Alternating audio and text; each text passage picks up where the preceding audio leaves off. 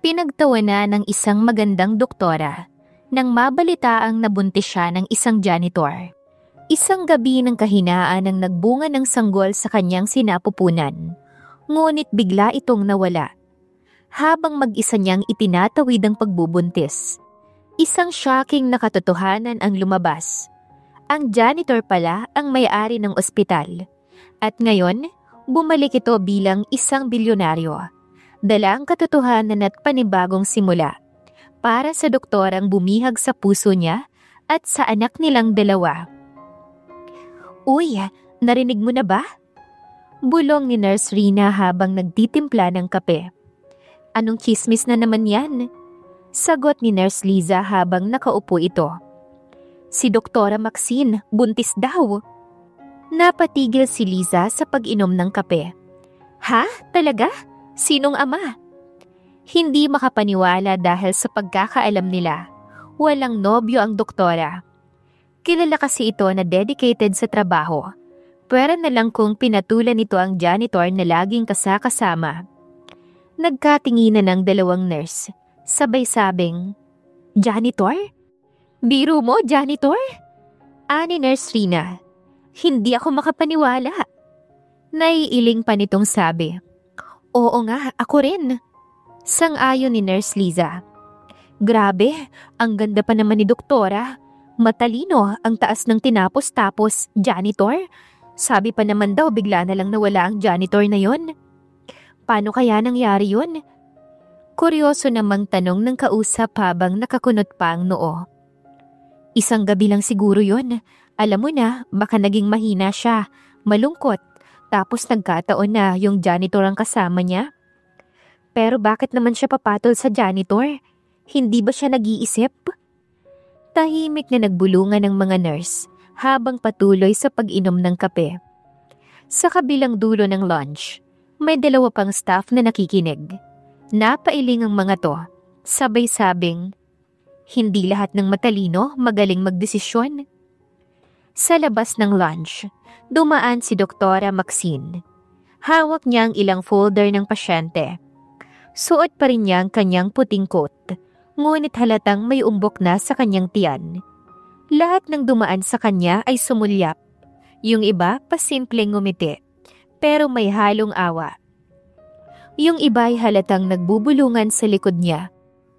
Ramdam na ramdam ni Maxine ang bigat ng tingin sa kanya. Napabuntong hininga siya. "Kaya ko to." Mahina niyang sabi sa sarili. Pero kahit anong lakas ng loob ang ipakita niya, hindi pa rin niya mapigil ang sakit sa dibdib.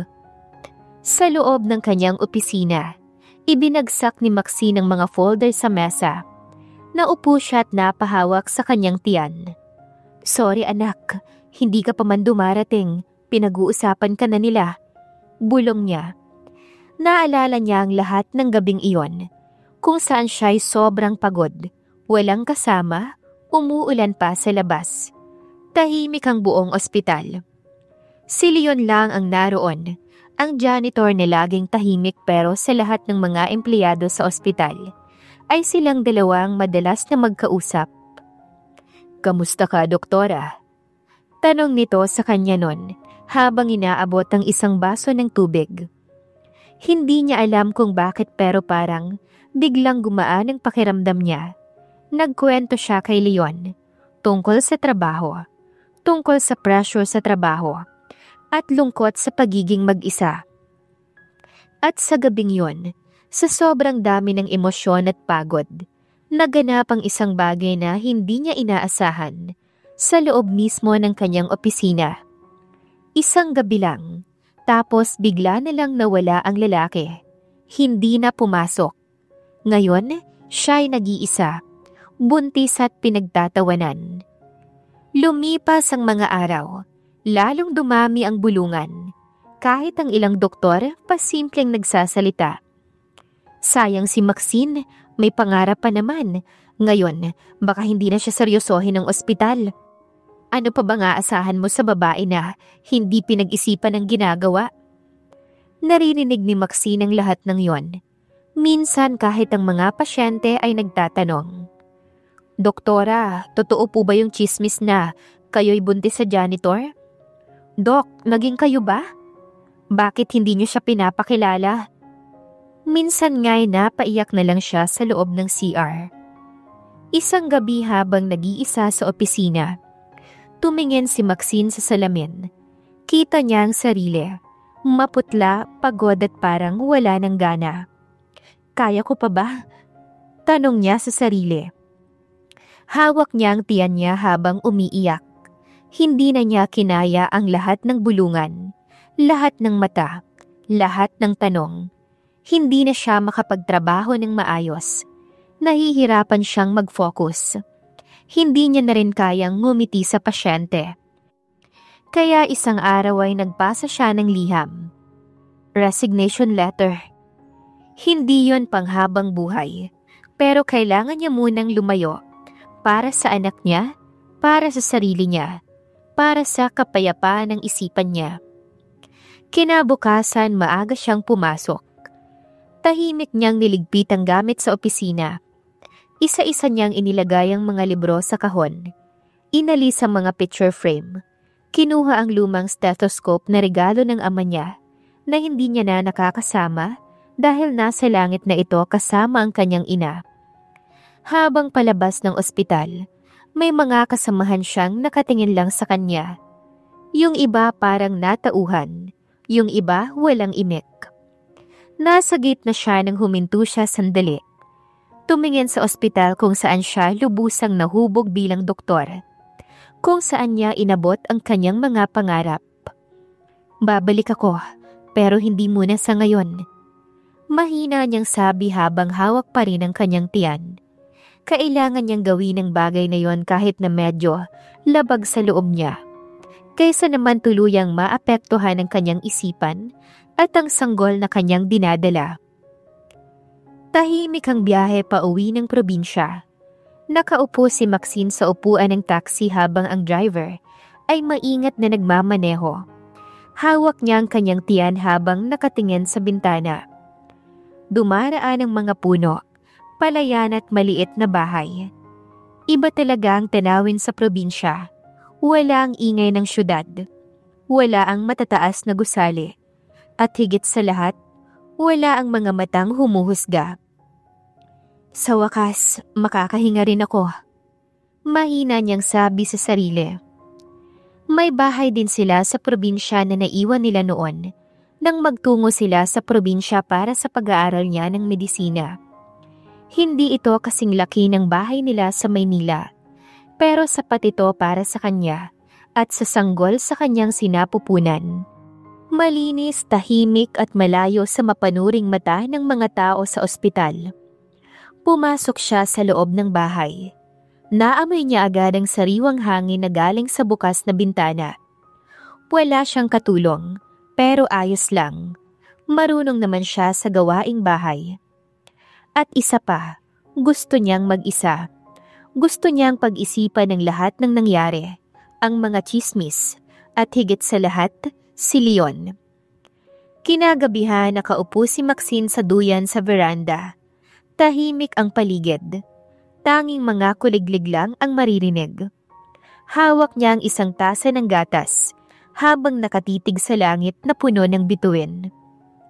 Nasaan ka na ba, Leon? Mahina niyang tanong. Hindi niya mapigilan ang sarili. Kahit ayaw niyang aminin, iniisip pa rin niya ang lalaki. Hindi sila naging magkarelasyon. Wala naman talagang sila. Isang gabi lang yon. Isang gabing puno ng lungkot, pagod at emosyon. Pero bakit ganon? Bakit parang naiwan sa kanya ang lahat ng bigat? Bakit ka bigla na lang nawala? Sambit niya habang hawak ang tiyan. Naisip niya na baka sinadya talaga ni Leon ang lahat.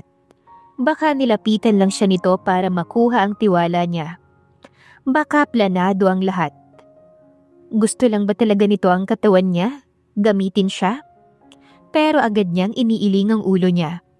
Hindi siya ganun. Pilit niyang pinapaniwala ang sarili. Naalala niya si Leon, laging tahimik, laging magalang, at palaging nakayuko kapag kausap siya. Walang yabang, walang kaplastikan. Sa dami ng tao sa ospital, si Leon lang ang nakinig sa kwento niya ng walang halong paghusga. At sa gabing yon, totoo ang yakap nito, ramdam niya. Pero bakit nga ba bigla na lang itong naglaho? Kinabukasan maagang nagising si Maxine. Nagluto siya ng agahan. Nagwali sa harap ng bahay at nagdilig ng mga halaman. Iba ang pakiramdam sa probinsya. Hindi siya nagmamadali. Walang maingay na ambulansya. Walang pila ng pasyente. Wala ring tsismis. Tahimik ang araw niya. Pagkatapos niyang maglinis, umupo siya sa balkonahe at binuksan ang kanyang notebook.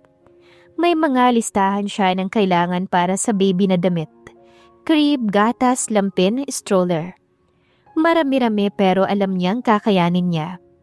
May sapat siyang ipon. Ilang taon din siyang nagtrabaho bilang doktor. Kahit hindi siya magtrabaho ngayon, mabubuhay pa rin sila ng anak niya. Hindi siya mamumulubi, pero hindi rin siya lubos na masaya. Kahit may pera ako, parang may kulang. Mahina niyang bulong habang nakatingin sa tiyan niya. Naisip niya, paano kung lumaki ang anak niya na walang ama? Paano kung magtanong ito balang araw? Nasaan si Daddy, Mommy? Ano ang isasagot niya? Hindi ko alam kung nasan siya.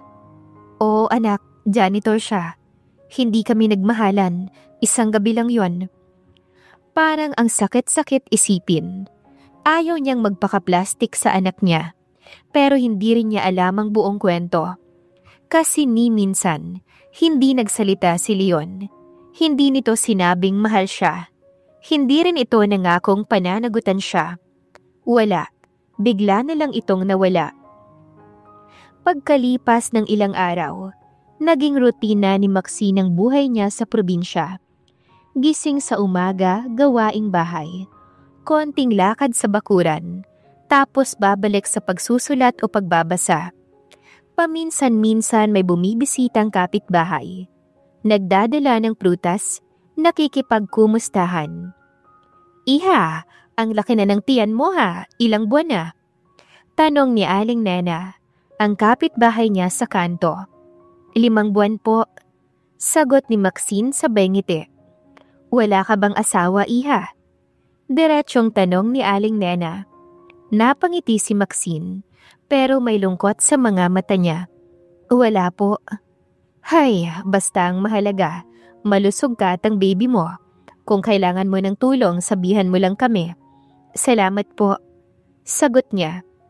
Napakabait ng mga tao sa probinsya.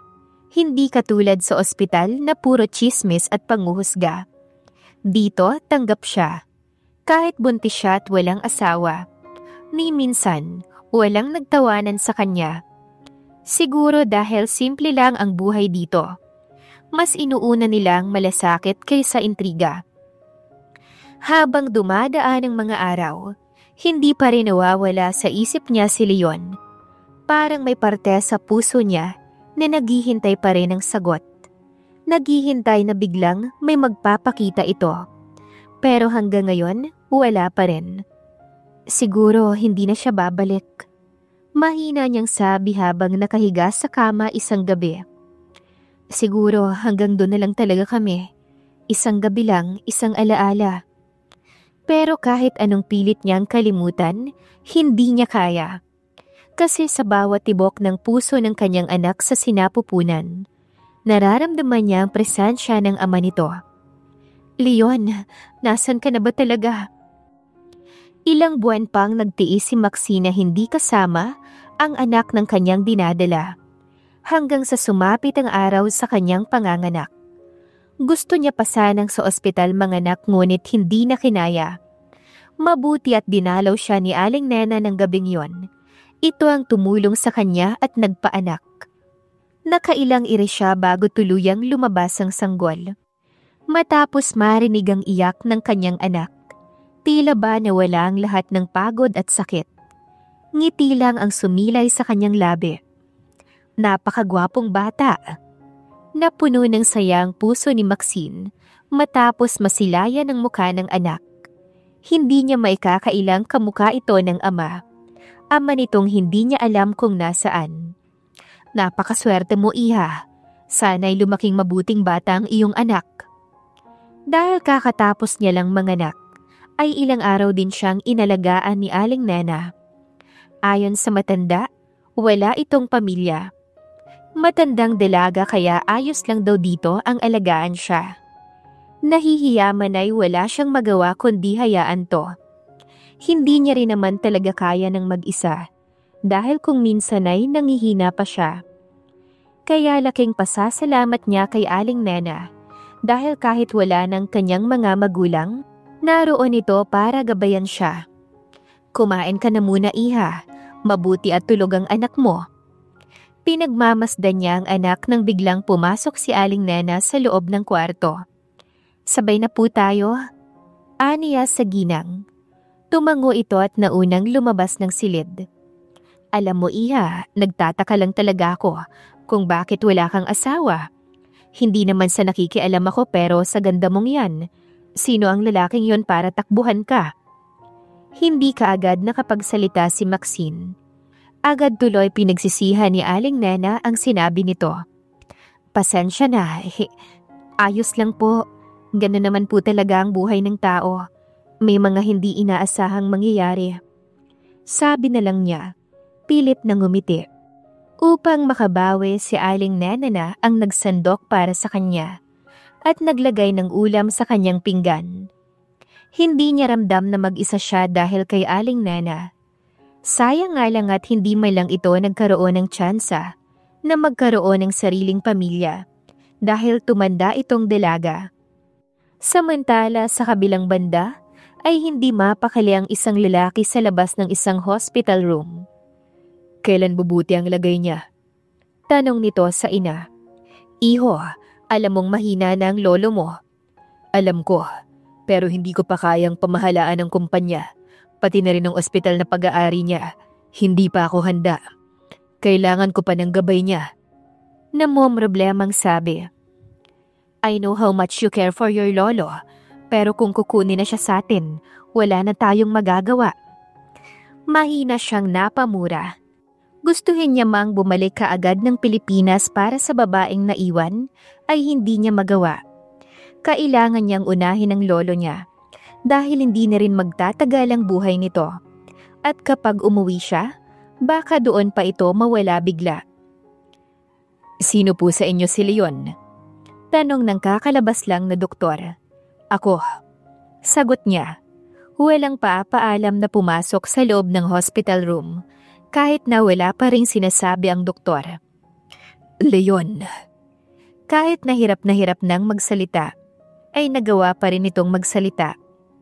Lumapit siya rito. Lo, I still need you. Hindi ka pa mamamatay. Aniya habang hawak-hawak ang kamay nito. Nakaupo sa upuang nasa tabi ng hospital bed. I believe in you, apo. Alam kong kaya mo na.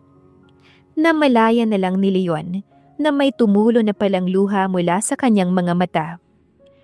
Pero mas magaling ka pa rin sa akin. Ikaw si Leonardo Cuangco.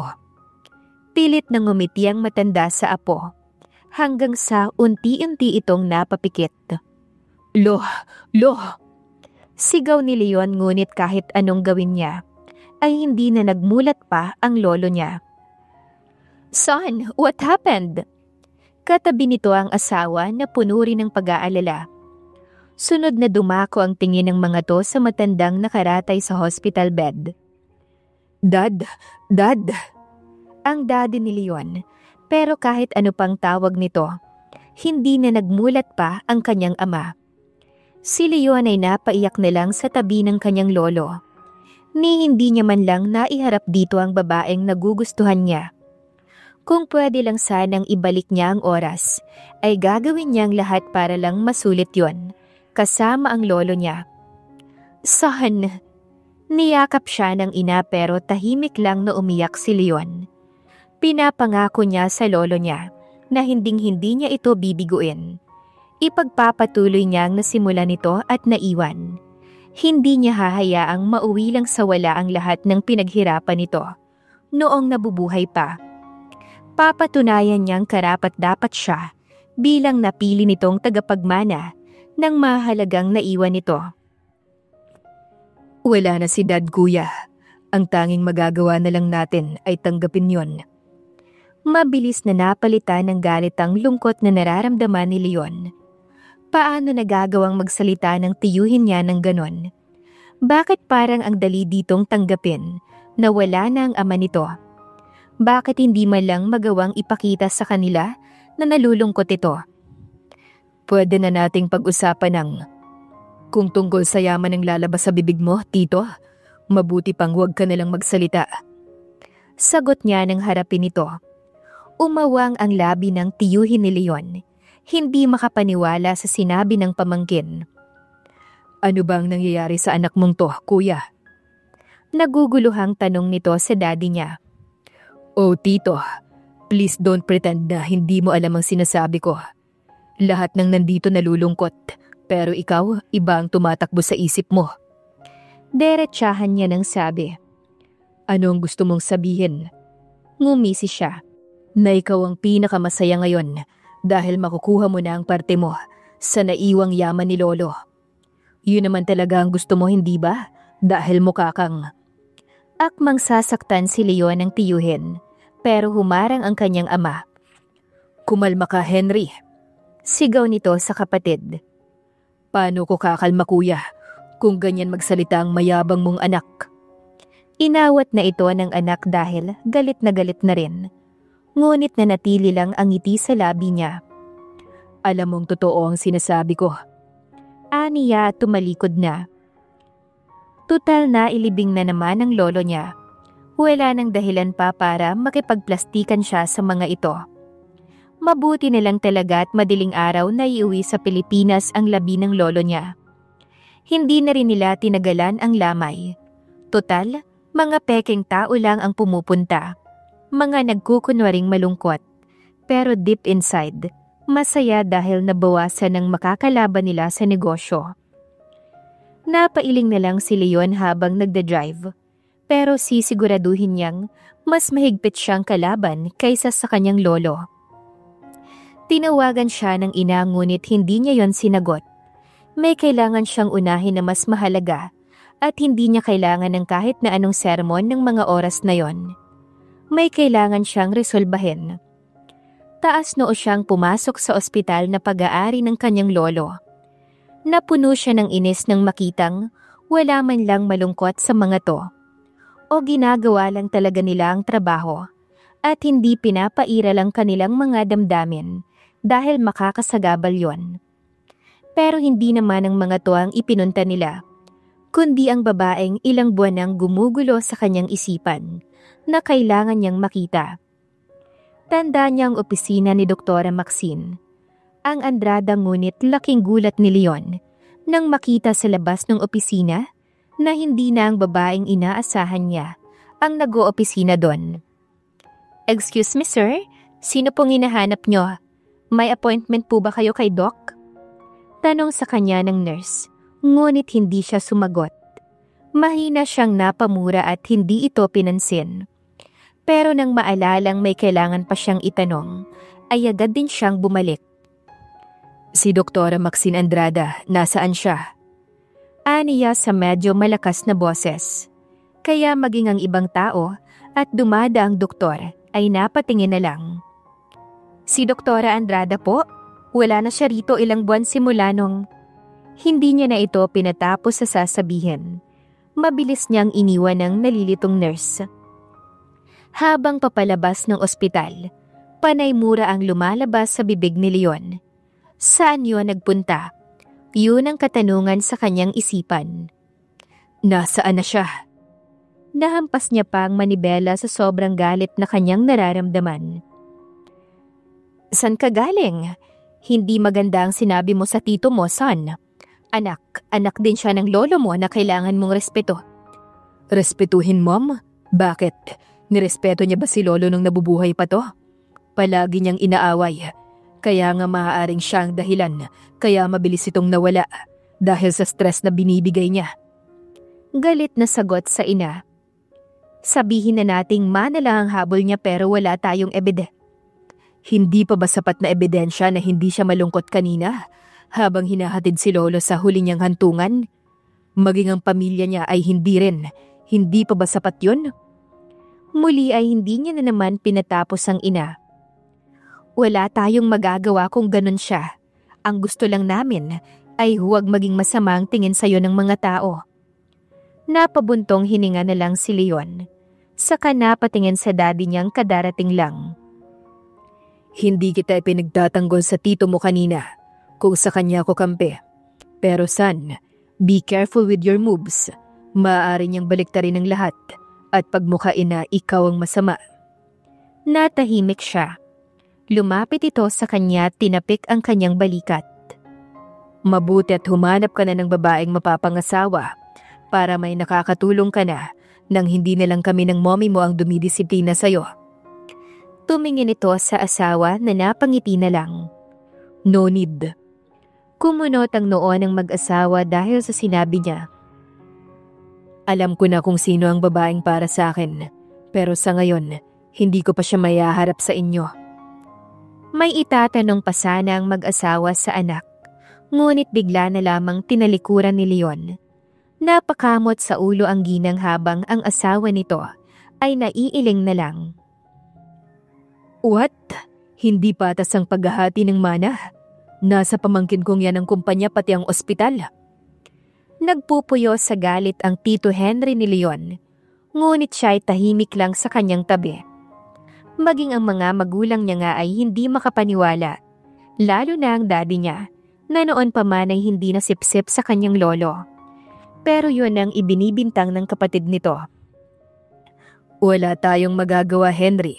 Kung yun ang nakasulat sa huling habilin ng ama mo, sumunod na lamang tayo.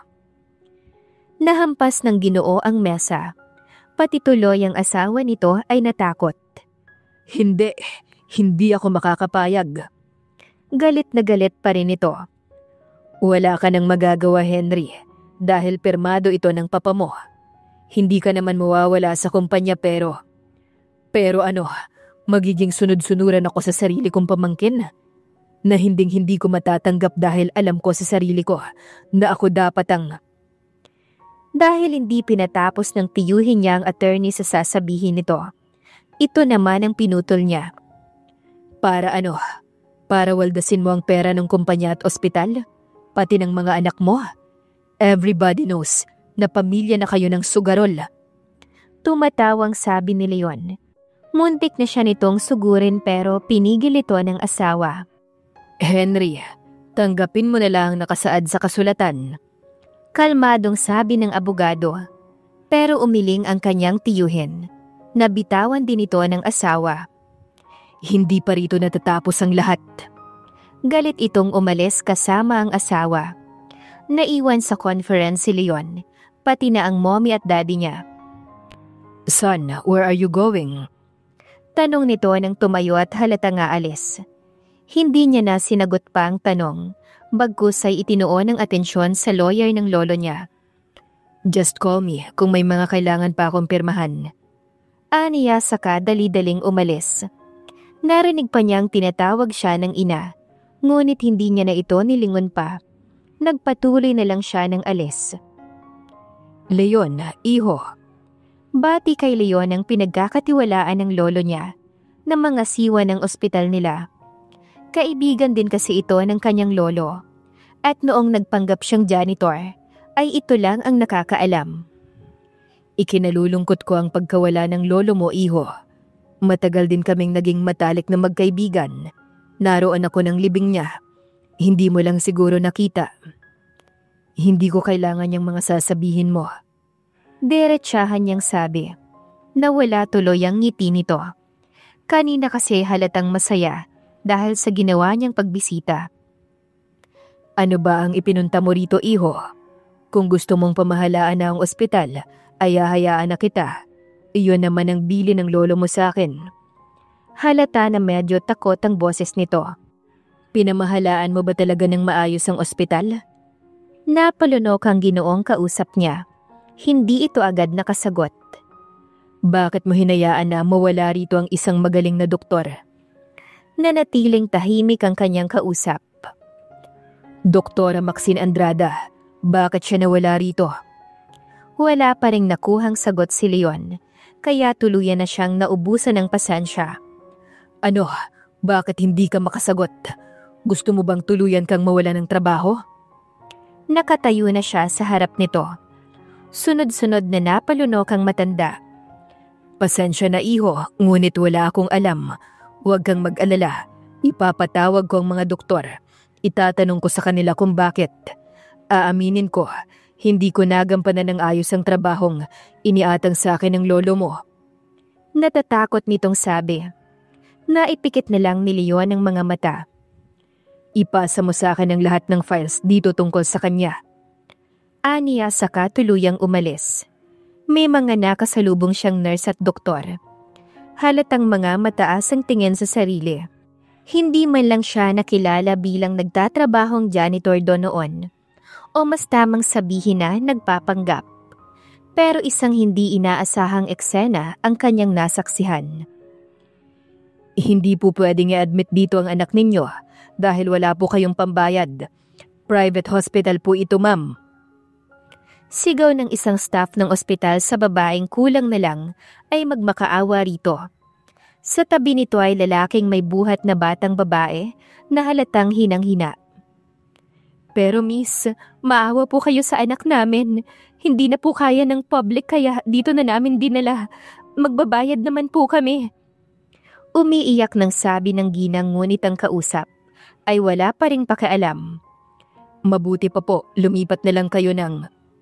No, hindi sila lilipat. Natigil ito sa sasabihin ng magsalita siya. Hindi na kaya pa ni Leon ang nakikita niya kaya lumapit na siya. Pero sir, sumusunod lang po. Kilala ko ang may-ari at kapag may masamang nangyari sa bata, matatanggal ka sa trabaho mo. Ako ang sasagot ng lahat. Napatango na lang ang babae at inasikaso na ang pamilya. Magpapasalamat pa sana kay Leon ang mag-asawang dinala ang anak nila. Ngunit nagtuloy na siya ng alis. Saka na lamang yon ang anak ng mga to ang dapat na unahin. Sigurado ka bang nasend mo na lahat? Nakaupo si Leon sa dating inuupuan ng kanyang lolo. Siya na kasi ang bagong CEO, kaya siya na ang mamamahala sa kumpanya nila. Kausap niya sa kabilang linya ang kaibigan ng kanyang lolo para sa mga files na hinihingi niya rito. May sinend na naman ito sa kanya. Sadyang hindi lang siya nakakasigurado kung yun na ba ang lahat. Iyan ang lahat ng kailangan mo, iho. Nanginginig ang boses nito sa kabilang linya. Ibinaba niya na ang tawag. Son, masyado kang busy nitong mga nakaraang araw. Hindi namin alam ng daddy mo kung masyado ka lang dedicated sa mga naiwan ng lolo mo o may iba kang pinagkakaabalahan. Paalis na si Leon ng mga oras na yon, pero biglang dumating ang mommy niya. I have to fix something, mom. Kaya baka ilang araw akong mawala. Tawagan niyo na lang ako ni dad kung sakali mang magkaroon ng problema. Don't worry, I can still handle the company while I'm gone. Aniya sa ina. Bakit? Saan ka pupunta? Hindi niya na sinagot pa ang tanong ng ina at basta na lamang umalis. Gamit ang kanyang sariling sasakyan, ay buo na ang desisyon ni Leon na pupuntahan niya ang babaeng kanyang naiwan. Kailangan niya talaga itong makita. Baka mabaliw siya kapag hindi pa sila nagkita at nagkausap na dalawa. Halos mapamura na lang si Leon dahil sa sobrang traffic. Imbes kasi na mapabilis siya, ay mas lalong natatagalan. Bakit naman kasi hindi magawang solusyonan ng traffic sa bansang Pilipinas? Meron pa. Sagot niya sa tawag. Mukha atang meron pa itong hindi pa naisisend. Hindi pa nagawang sabihin kanina. Umalis daw po si Miss Andrada dahil sa chismis na kumalat na may janitor na nakabuntis sa kanya at bigla na lang itong nawala. Iho, ikaw ba ang Hindi niya na pinatapos ang sasabihin. Tinapos na kaagad niya ang tawag. Kung ganon, Mas lalong dapat niyang makita ang babae dahil ang bigat pala ng iniwan niya.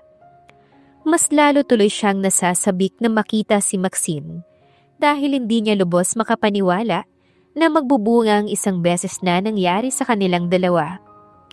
Samantala si Maxine ay kakatapos lang padidehe ng anak. Tulog na ang sanggol sa kuna nito.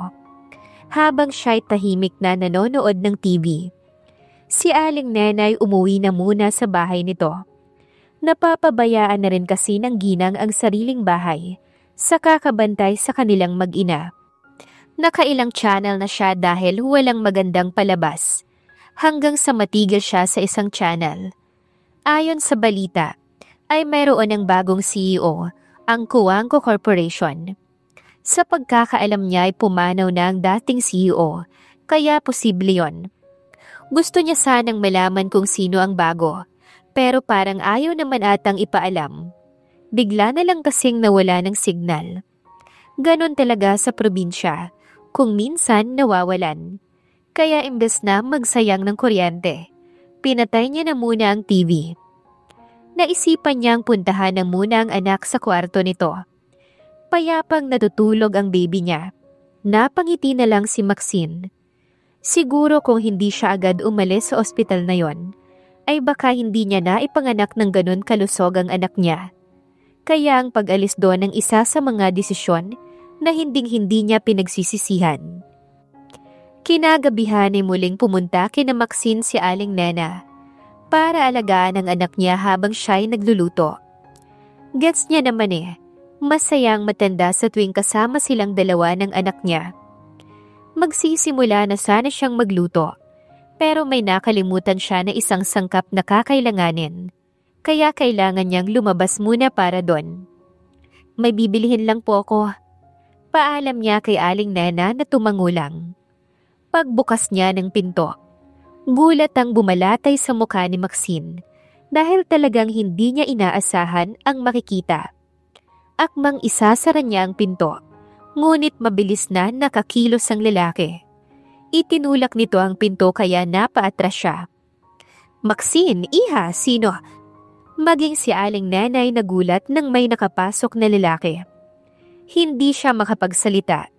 Hindi ba't yun naman ang kahilingan niya? Ang malaman kung nasa ng ama ng kanyang anak at kasalukuyan itong nasa kanyang harapan. Pero bakit ganon? Wala siyang maramdamang saya. Dahil tila ba ibang tao ang kaharap niya.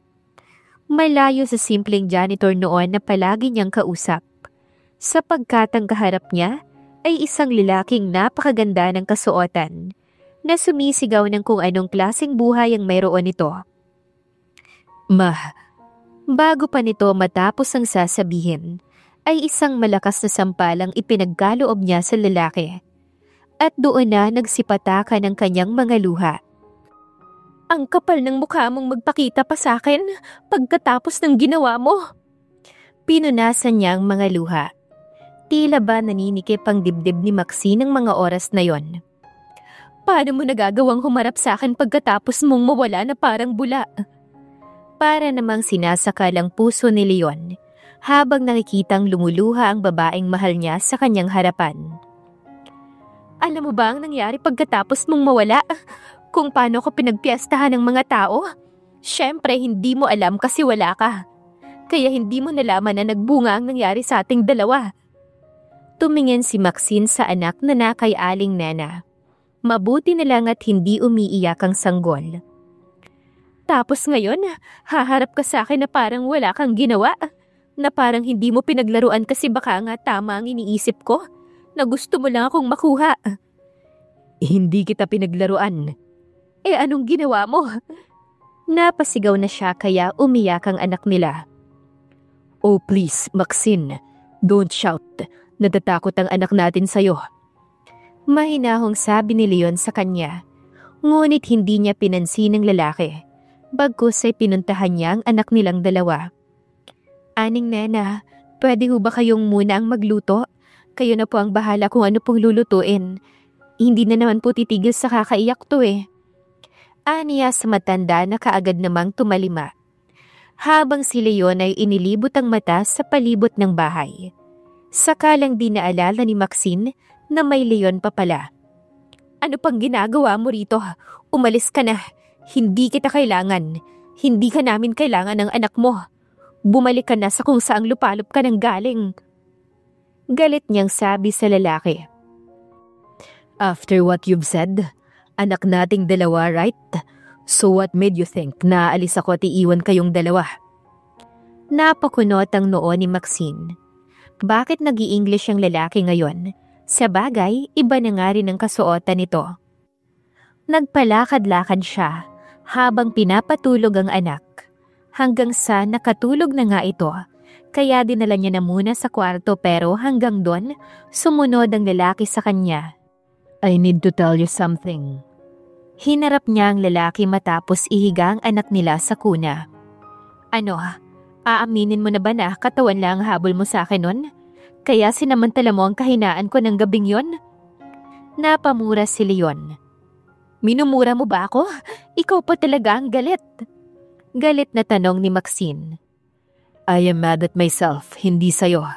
Pero patapusin mo muna ako. Panandalian siyang tumahimik at hinintay muna ang sasabihin nito o aamin man to. Hindi talaga ako janitor. Umawang ang kanyang labi. Ang totoo, nagpanggap lang ako dahil kailangan. Gusto ng lolo ko na manahin ko ang ospital na pag-aari niya, ang dating pinagtatrabahuhan mo. At kailangan kong malaman kung paano ko yun magagawa ng tama. At makumbinsi ang sarili ko na wag itong pabayaan. Then I met you, ang doktor na sobrang malasakit sa mga tao. Pero kinakailangan kong umalis dahil nagkasakit ang lolo at kailangan na dalhin siya sa States. Hindi siya nakapagsalita. Naging focus siya sa mga sunod pang sasabihin ng lalaki. Kahit na nasa malayo ko, ikaw pa rin ang nasa isip ko dahil naiwan kita. Hindi man lang ako nakapagpaalam sa'yo, kaya bumalik ako para hanapin ka. Then I found out na wala ka na sa ospital, kaya inalam ko kung paano ka makikita. That's the truth, Maxine. Hindi ko gustong mawala ng parang bula. Natagalan lang ang pagbalik ko dahil ilang buwan din na nakipaglaban ng lolo ko sa sakit niya. But now that I've found you, hinding-hindi na kita pakakawalan pa. Kinabig ni Leon ng baywang na naging dahilan para mas maging malapit sila sa isa't isa. Hanggang sa madako ang tingin nito sa labi niya. Teka, anong... Walang pasabing sinakop ng lalaki ang kanyang labi. Wala namang nagawa si Maxine, kundi tugunin ang halik ng lalaki dahil nagugustuhan niya. O baka talagang napaniwala siya ni Leon sa naging paliwanag nito na naging sapat para masagot ang mga katanungan sa kanyang isipan. Ngunit sadyang hindi lang talaga siya makapaniwala na ang janitor lang daw na ama ng anak niya ay isang mayamang lalaki pala. Isasama ko kayo ng anak natin sa Maynila. Doon niya nabawi ang lakas. Tinulak niya ito ng mahina palayo sa kanya. Pero imbes na magalit, napangiti lang to. I am happy to know that we both have the same feelings. Umirap lamang siya at iniwan na si Leon sa loob ng silid. Baka kasi mamaya, saan pa mauwi ang lahat? Habang si Leon ay naiwang napapangiti. Ang saya lang na bigla siyang nagkaroon ng sariling pamilya. At ngayon, hindi niya nahahayaan pang magkalayo silang dalawa ni Maxine. Ang doktor ang labis na bumihag sa kanya at ina ng kanyang anak. Hindi pala katakatakang napakagwapo ng bata ni Baby Marcos, mana sa tatay. Natutuwang sabi ni Aling Nena habang kasabay nila ito sa pagkain. Pero nagpatuloy lang siya sa pagkain at hindi inaalala ang sinasabi ng matanda. Salamat po sa pagtulong sa mag-ina ko, pero isasama ko na po sila sa Maynila. Hindi ko nahahayaan pang mahirapan pa sila. Natahimik si Aling Nena. Ang mag-ina kasing itinuring niya ng pamilya, hindi na pala niya makakasama. Leon, ano bang sinasabi mo? Hindi pa naman ako pumapayag sa hindi ko. Kung ganon, then isasama natin siya. End of discussion. You cannot stop me, Maxine. When I said it's already final. Isa pa, gusto ko kayong mabigyan ng magandang buhay. Napangiti na lang ang matanda sa narinig. Pinagpatuloy nila ang pagkain hanggang sa natapos silang tatlo. Si Maxine nga sanang magliligpit ngunit nagpresenta si Aling Nena na ito na lang daw. Kaya nagpunta na muna siya sa labas ng bahay. Wala sa sariling napatingala siya sa kalangitan. Anong iniisip mo? Bigla na lang sumulpot si Leona, sinundan pala siya. Baka ginagawa mo lang to dahil nakokonsensya ka pero hindi. Enough, Maxine. Can't you understand? Hahanapin ba kita kung wala akong nararamdaman sa'yo? Remember what I said earlier. We feel the same. I love you and you love me too. Kasi hindi mo naman tutugunin ang halik ko kung hindi. At huwag nang matigas ang ulo dahil hindi ko hahayaan na mahirapan pa kayo ng anak natin. Ibinalik niya ang tingin sa kalangitan. Ayoko nang bumalik sa lugar na yon. Maaalala ko lang kung paano ko pinagkwentuhan ng mga taong yon.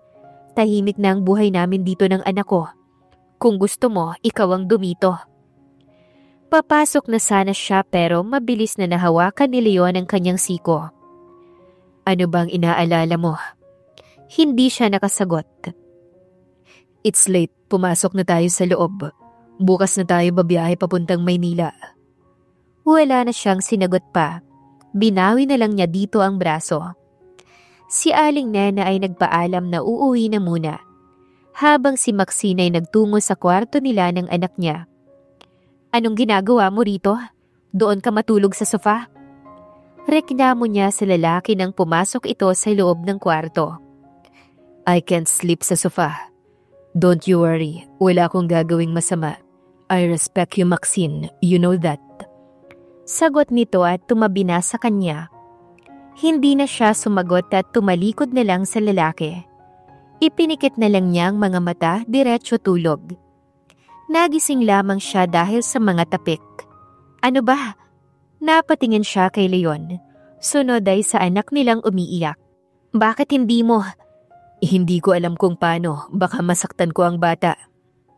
Nagmamadali siyang bumangon saka kinuha ang anak nila sa kuna. Ganito, para sa susunod hindi ka na matakot. Kalalaki mong tao. Magbubuhat ka lang ng bata, takot ka pa. Naiiling niya pang sabi. You'll be mad at me kapag nasaktan ko ang anak natin. Katwira naman ito kaya hindi na siya sumagot pa. Biglang may sumagi sa isipan niya. Sa'yo din ba ipinasa ng lolo mo ang kumpanya ninyo? Yes. Anong ginagawa mo rito? May kumpanya ka at ospital na kailangan mong asikasuhin. May halong inis niyang tanong dito. Mas importante kayong dalawa ng anak natin kaysa sa dalawang yon. And you think I can focus habang ang layo-layo nyo? Hindi siya nakasagot. Natahimik siya dahil sa naging sagot nito. Hindi mo alam kung matatanggap kami ng pamilya mo. At hindi ka ba natatakot na ikaw naman ang pagkwentuhan? Umiling ito. I'll be proud kung kakalat pa na ama ko ng isang anak manang magaling na doktora. Napaiwas tuloy siya ng tingin. Matulog ka na lang. Baka kulang ka lang sa tulog kung ano-ano nang sinasabi mo. Binabantayan ko kayo ni baby. Matapos patulugin ng anak, ibinalik niya ito sa kuna. Baka gusto mong ipaghele pa kita? Pabiro niyang sabi. Pwede ba? Sa inis niya ay nahampas niya tuloy si Leon ng unan.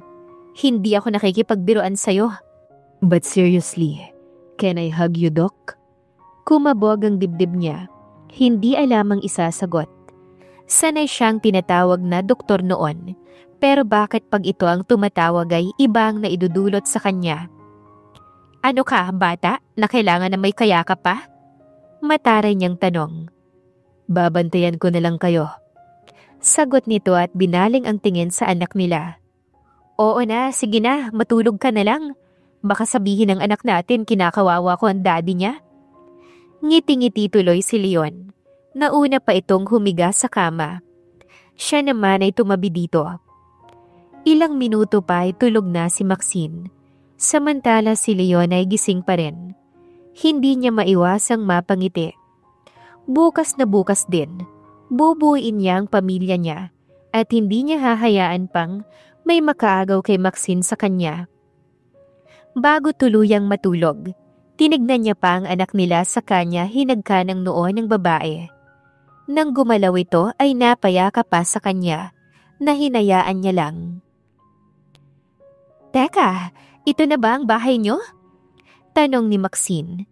Hawak-hawak ni Leon ang isa niyang kamay, habang si Aling Nena at ang anak nila ng lalaki ay naiwan na muna sa loob ng sasakyan. Mabilis lang to. Wala siyang nagawa kundi ang sumunod. Ano bang magagawa niya kung ang higpit ng pagkakahawak nito sa kanyang kamay, na parang natatakot na tatakbuhan niya ito bigla? Leon, siya ba ang gusto mong have a seat? Ngiti ng lalaki. Naupo na silang dalawa ni Leon, pero nanatili ang tingin sa kanya ng lalaki, na siya namang hindi kinatuwa ng kaibigan nito. Baka gusto mong may utusan akong dudukot ng mata mo, Atienza. Tumawa ang lalaki. Napakasiloso mo naman, bro. Hindi ko aagawin sa'yo yan. Aba, takot ko lang sa'yo. Ito na pala. Inilabas nito ang isang dokumento mula sa isang brown envelope. Kailangan lang mapirmahan yan, then ako na ang bahala sa lahat. Malakas ka sa akin eh. Ano yan? Naguguluhang tanong ni Maxine. Marriage contract yan, Doc. Mukha namang hindi ka namin maloloko, kaya sinabi ko na. Isa pa, doktor ka raw. Gamit ang inabot na ballpen, binato ni Leon ang kaibigan. Aray ko naman, bro. Reklamo nito. You should sign this. Ibinaling nito ang atensyon sa kanya. Bakit naman ako pipirma? Hindi pa ako handa na. Ang kaibigan ko handang-handa na, saka hindi ka naman mananalo, Doc. Nangaasar na sabi ng lalaki, kaya sa inisay inirapan niya to. Just sign this, Maxine. I need to do this para wala nang makasira pa sa ating dalawa. Trust me. Nag-aalangan pa si Maxine pero napaisip siya. Kung pipirmahan niya yon, kompleto na ang pamilya ng anak niya. Saka may nararamdaman naman siya kay Leon. Kahit noon pa kaya nga nagawa niyang isuko ang sarili dito.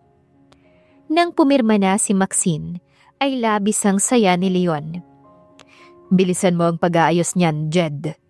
Bilin pa nito sa kaibigan bago sila tuluyang umalis. Ipapakilala ko kayo sa mga magulang ko. Kinabahan siya. Hindi na naman siguro kailangan yun. Baka sangka ba sa kanyang boses? Hindi sila katulad ng iniisip mo. At kung bigla silang magiging ganon, then madali lang silang talikuran. Hindi niya alam kung nagbibiro lang si Leon, pero nag-drive na ito kaya hindi na siya nakapagtanong pa. Baka kasi madistract pa to, madisgrasya pa sila. Dito ka nakatira? Tanong niya pagkatapos sa nitong pagbuksan ng pinto. Si Aling Nena pa rin ang may buhat-buhat kay Baby Marcus. Yes, with my parents. Pinagsakop nito ang kamay nilang dalawa. Saka sila sabay na pumasok ng mansyon, kasunod si Aling Nena. Ang mga maid nga na sumalubong sa kanila ay gulat na gulat, lalo na kapag napapatingin sa sanggol. Saan? Saan ka? Napatingin ito sa kamay nilang dalawa ni Leon na magkahawak. Sunod na dumako ang tingin ng ginang sa anak nila ng lalaki, na buhat ni Aling Nena. Anong ibig sabihin nito? Ang asawang sunod na nagtanong. Sinasabi na nga ba niya, hindi magandang ideya eh. Hindi ba sabi niyo gusto niyo na akong mag-asawa? This woman beside me is my wife. Tumingin ito kay Baby Marcus. And that baby is my son. Ang mag-ina ko, Mom, Dad. Umawang ang labi ng daddy ni Leon, habang ang mommy nito ay bigla nilang nahimatay, na ikinabigla niya. Hindi malaman ni Maxine ang gagawin dahil sa nasaksihan. Kagad namang dinaluhan ni Leon ang ina. Hiniga ng mga ito ang ginang sa sofa. Bakit mo kasi binibigla ang mommy mo? Saglit ka lang nawala tapos pagbalik mo, may mag-ina ka na. Tumingin sa kanya si Leon.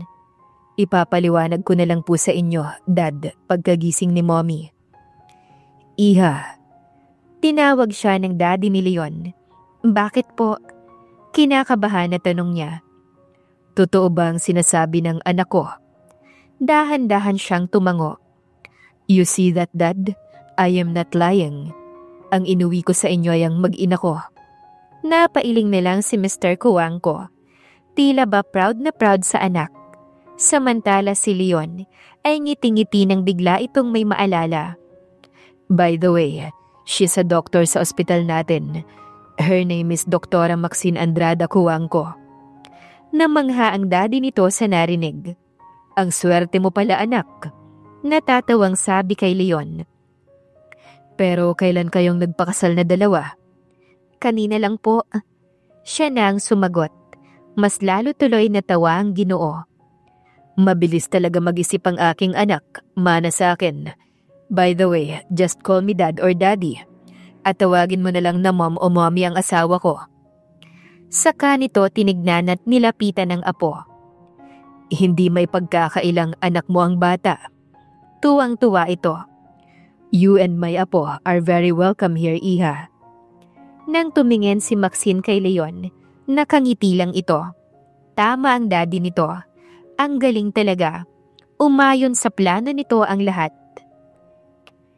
Napakagwapo ng apo ko, manang-mana sa lolo. Ngiti-ngiti ang ginang habang buhat-buhat ang apo. Mas lalo pang ang natuwa ng tila ba sumasagot ang apo. May gagawin ba kayong dalawa? Pwedeng-pwede niyong iwan sa akin ang apo ko. Binalingan sila ng tingin. Wala naman, Mom. Sagot ni Leon sa ina. At sa inyo po, salamat sa pag-aasikaso sa daughter-in-law ko at apo. Maaari din po kayong manatili dito sa aming mansyon. Ituturing namin kayong pamilya. Napangiti na lang si Aling Nana sa narinig. Maging siya ay ganun din. Let's go. Hinawakan ni Leon ang kanyang kamay. Saan tayo pupunta? Naguguluhan niyang tanong sa lalaki. Gusto kasing malaman ni Maxine kung saan sa ganon maihanda niya ang sarili nang hindi siya nabibigla. At the hospital. Binalingan niya ang kamay mula sa lalaki. Hindi pa ako handa, Leon. At kaya sana respetuhin mo yon.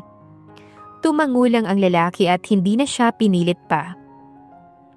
Buong araw ay panayang pagbibida ng mommy ni Leon kung gaano ito kasaya na may apo na to. Ang sabi pa nga, matutuwa ang lolo ni Leon kung naabutan nito ang apo sa tuhod. Kinagabihan, nasa silid na nito ang sanggol na may isang katulong na nagsisilbing bantay habang sila ay nag-uusap-usap. Tapos na rin silang maghapunan. Nagsimulang ikwento ni Leon ang lahat sa mga magulang. Gulat na gulat pa ang mga ito sa nalaman nila. Hindi makapaniwala na magagawa yon ng kanilang anak, ang magpanggap na janitor ng ilang linggo. Pero nagustuhan naman ang part na tungkol sa babaeng bumihag dito at siya yon. Ngunit mabilis ding napalitan ng emosyon dahil hindi nga agad siya nabalikan, pati na dun sa pinag-usapan ng mga tsismosang mga tao sa ospital. At ang favorite part, ang muling pagkikita at bigla ang kasal. Paano pala kung hindi mo sila makikita? Eh di hindi agad namin makikita ang aming apo. Nakatingin si Mr. Kuwangko sa anak. And now, they are here, Dad. At babawi ako sa mag-ina ko. So, Iha, total nakapanganak ka na naman. Pwede ka nang bumalik sa pagtatrabaho. Huwag kang mag-alala. Nandiyan ang anak namin para samahan ka. Hindi ka dapat makaramdam ng takot. At muli ding makaharap ng mga taong yon ang dating pinag-uusapan nila. Gigil na gigil ang mommy ni Leon. Pag-iisipan ko po, ang tangi niyang sagot. You'll sleep beside me. Paakyat na sila ng hagdanan. Umirap siya. May magagawa pa ba ako bahay niyo to, hindi ba? Natawa na lang ang lalaki sa naging tugon niya. Pero pwedeng kasama pa rin natin si baby? Madali namang kausap si Leon, kaya doon sila natulog sa silid kung saan na doon si Baby Marcus. Thank you. Nawala ang atensyon ni Maxine sa anak. Napunta yon kay Leon. Thank you saan? For making me a father and a husband. For accepting me in your life. Hinaplos ng kamay nito ang pisngi niya. Napapikit na lang si Maxine. Pagmulat niya, nagtama ang mga tingin nilang dalawa. Unti-unti nitong nilapit ang mukha sa mukha niya, hanggang sa sinakop na ng labi ng lalaki ang kanyang labi. Halos kapusin nga sila ng hininga dahil sa halikang yon. At si Leon, halatang hindi na kaya pang pigilin ang sarili dahil umabot na ang halik nito sa kanyang lieg. Natigil lamang ng mahina niyang itulak. I'm sorry. Paghingi nito ng tawad. Oo, kasal na sila sa papel, pero hindi pa siya ulit handa na gawin ang bagay na yon. Matulog na tayo? Sabi na lang niya at ngumiti. Magkatabi silang natulog sa kama. Hindi sila nagising ng madaling araw. Tuloy-tuloy kasi ang tulog ni Baby Marcus. Ngunit kinaumagahan ay oras na bumalik siya sa lugar na kanyang nilisan nun. Nasa likod mo ko. Ngayon din nandito na ako para ipakilala bilang bagong may-ari ng ospital. Hawak-hawak ni Leon ang dalawa niyang kamay. Handa ko. Aniya na ikinangiti na lang ng lalaki. Ang anak nila ay iniwan na muna sa mansyon. Habang nasa biyahe, syempre ay konti pa lang ang kaba. Pero hindi naman kasi maiiwasan yon. Naunang bumaba ng sasakyan si Leon para pagbuksan siya. Sa kanila pinagsalikop ang kamay nilang dalawa. Sa room kung saan nag-meeting ang mga doktor at staff sila nagdiretso. Sino po ba ang bagong may-ari ng ospital? Ang anak ni Mr. Cuangco o ang apo niya? Sana yung anak. Hindi naman namin kilala yung apo eh. Tanong ng isa na may sinasabi pa na kung sino ang gusto. Binalita na yun sa TV. Hindi nyo ba napanood? Sagot naman ng isa. Hindi. Alam mo naman na busy tayo sa trabaho natin. Tapos manonood pa tayo? Nandito na ang bagong may-ari ng ospital. Natapos ang pagkukwentuhan. Dumako ang tingin ng lahat sa kanila. Napuno ng gulat ang mga mata, lalo na nang makita siya. Doktora Maxine? At siya? Siya yung janitor, hindi ba? Tanong nito sa katabi. Si Nurse Rina at Liza, na grabe kong pagkwentuhan siya nun. Pati ang ibang kasama niyang doktor na naroon pa rin, ay gulat na gulat din. Si Leon Ismael Cuangco, ang mahal na apo ni Leonardo Cuangco, ang magiging bagong may-ari ng ospital. Pakilala ng isang matandang lalaki. At ang babaeng nasa tabi niya ay ang kanyang asawa. Dati na siyang doktora dito, kaya alam kong kilala niyo na si Doktora Maxine Andrada Cuangco. Walang sino man ang nakasagot. Lahat ay natahimik. Ang iba ay nagtitinginan na para bang humihingi ng tulong sa bawat isa. Now, I want to know kung sino sa inyo ang naging libangan ng pag-usapan ng asawa ko nun. Ang nagtulak sa kanya para mag-resign dahil hindi nyo magawang itikom ang mga bibig nyo. Siguro, nagtataka kayo kung paano. Nagpanggap lang ako. Si Leon na ang nagsalita. Napayuko na lang ang mga doktor at iba pang staff ng ospital. Doktora, patawarin niyo kami. Si Nurse Lisa ang unang nagsalita. Opo, doktora, hindi namin sinasadya ang nagawa namin noon. Sunod ay si Nurse Rina. Nasundan pa yon ng dalawang doktor. Nagrabe din kung pag-usapan siya. Lahat sila ay kabado ang boses. I will not accept apologies for what you've done. Hindi nyo rin naman ginagawa ng maayos ang trabaho nyo. Inuuna nyo pa ang pera kaysa ang kalusugan ng mga pasyente. Mainit pa rin ang ulo ni Leon. Maawa ho kayo. Huwag nyo kaming tanggalin. Pag-iigihan na po namin ang trabaho namin. Hindi na po kami uulit. Tinignan niya ang lalaki. What's your decision, wife? Tinignan niya naman ang mga taong naroon. Kawawa naman sila kung tatanggalin. Aniya kay Leon. Halatang hindi nito nagustuhan ang kanyang sagot dahil nahilot nito ang sintido. Salamat po, doktora. Pero wala nang nagawa pa dahil nagsimula ng magpasalamat sa kanyang mga taong naroon, na agad ding nagpaalam na babalik na sa kani-kanilang trabaho. Iyon na lang yun? Dismayadong sabi nito sa kanya. Ikaw nga, binigyan ko ng second chance. Sila pa kaya? At kawawa naman ng pamilya nila. Napabuntong hininga na lang ang lalaki. You really have a good heart. Samantalang siya ay nginitian na lang ito. Pabalik na sana sila sa mansyon nang bigla itong makatanggap ng tawag. Teka, saan tayo pupunta?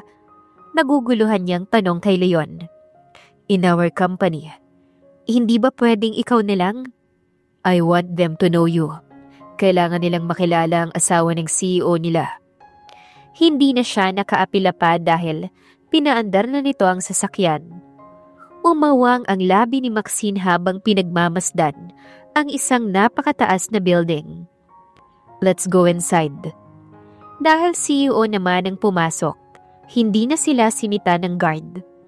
Bumati pa nga maging sa kanya, pero siyempre, pansin pa rin niya ang mga matang nagmamasid na para bang hinuhusgahan siya at nagtatanong kung bakit siya kasama ng CEO.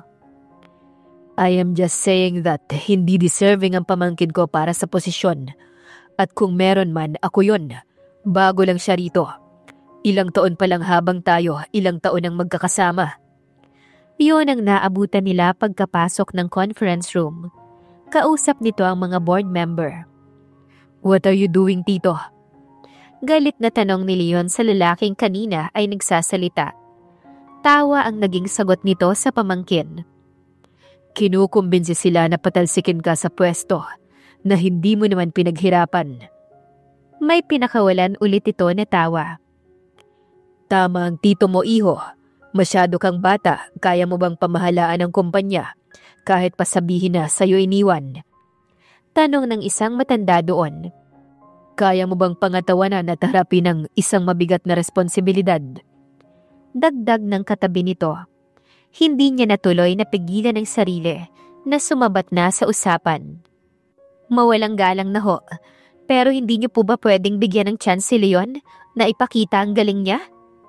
Nagsimula siyang magkwento at naintindihan ng mga naroon ang kanyang punto. Alam ko pong gagawin niya ang best niya para hindi kayo mabigong lahat. Napamura na lang tuloy ang tiyuhin ni Leon dahil walang sino man ang nagsalita. Henry. Hindi pa natapos ang sasabihin pero umalis na ang kausap nito. Si Leon naman ay walang hiya-hiya siyang niyakap sa harap ng mga tao doon na napangiti na lang.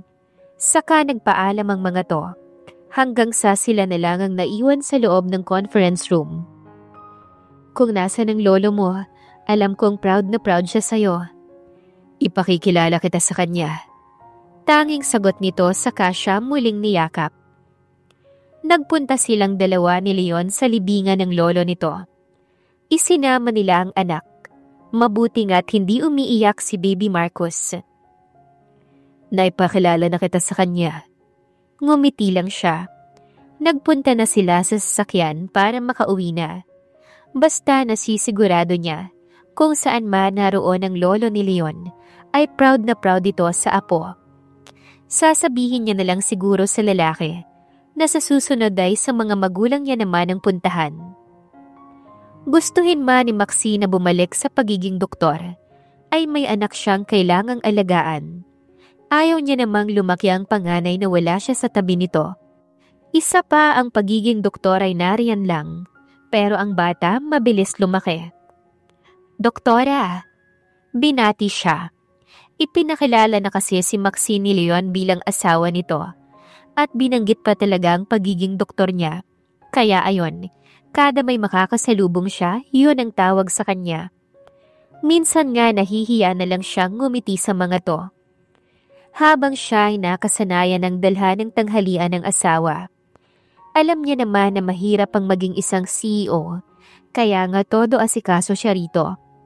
Natatakot kasi siya na baka mapabayaan ng asawa ang kalusugan nito. Bagay na ayaw niyang mangyari. Si baby.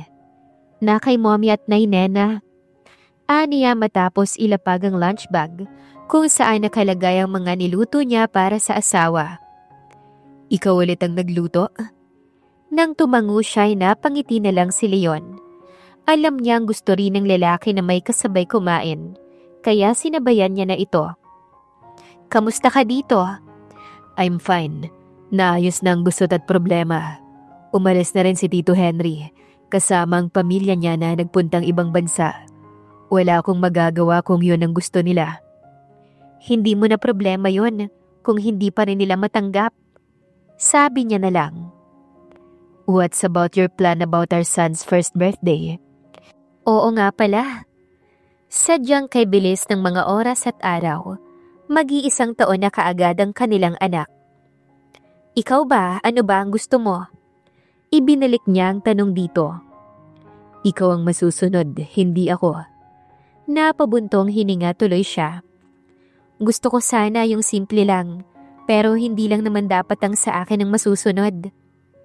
I want it to be grand. Pag-amin nito. Yung mababalita ang anak natin dahil sa birthday party na meron siya. I really want it to be special. CEO ba naman ang daddy niya at ang mommy doktor, tapos titipirin? Mahina na lang siyang natawa sa sinabi ni Leon. Di yun na lang. Ngiting sabi niya. It's fine with you? Tumango si Maxine bilang tugon. Sa totoo lang naman yun ang una niyang naisip. Nang sumapit ang birthday ni Baby Marcos, ay ganun nga ang nangyari. Isang engranding party ang nangyari na ibinalita sa TV na siya namang kagustuhan ng asawa niya. Sa bagay, pagtanda ng anak nila, mapapanood din yon. Taon-taon sa tuwing magbe-birthday ang anak nila, ay engrande dahil pinaglalaanan talaga yon ng asawa niya. Hanggang sa nag 4 years old na to, pero hindi pa rin nasusundan. Anong gusto mong gift ni mommy at daddy? Tanong ng host sa batang si Marcos. Tumingin na muna sa kanilang anak bago ito sumagot. Brother or sister? Nagtawa ng tuloy ang mga bisita doon. Maging sila ay natawa rin. Mabilis namang natupad ang wish ni Marcos dahil sa mismong taon na yon ay nagbuntis siya ng isang baby girl. Kaya tuwang-tuwa ang bata at hindi na raw makapaghintay na makasama ang kapatid nito. Pero syempre, ang pinakamasaya ay ang asawa niya dahil tuluyan na raw itong makakabawi sa kanya. Sa bagay, nung una nga pala niyang pagbubuntis ay wala ito sa kanyang tabi. Kaya doon lang daw ito tuluyang makakabawi. Kaya ang ginagawa nito, maagang umuuwi para lang siya ay maalagaan at mabantayan. Labis-labis tuloy ang pasasalamat ni Maxine sa asawa, na sobrang haba ng pasensya sa kanya. 1 buwan matapos niyang ipanganak ang pangalawa nila, sakalang nila naisipan ni Leon na ikasal na sa simbahan. Pirmahan lang kasi ang nangyari nun. Hindi rin nila inuna dahil para sa kanilang dalawa sapat na yon sa pirmahan. Hanggang sa nagustuhan na nilang magpakasal sa harap ng maraming tao, kung saan marami ding dumalo na kanilang mga kakilala. Karamihan ay mga kakilala sa negosyo at yung iba ay nagtatrabaho sa ospital na sobrang welcome naman. 1 linggo din silang nag-honeymoon, saka nila binalikan ng mga anak na sa mami ni Leon. At sa kasalukuyan ay 3 na ang anak nila na nagagawa nilang alagaan at palakihin ng maayos. Kaya pareho silang abala ng mag-asawa. Siya bilang nangangasiwa ng Kuwangko Hospital. At si Leon naman ay CEO ng Kuwangko Corporation na nagagampanan pa rin ng maayos. Mom, Dad. Naglalambingan pa silang mag-asawa nang dumating si Marcos. Ang panganay nila na kasalukuyang first year college na. Hindi na kailangan sumigaw, anak.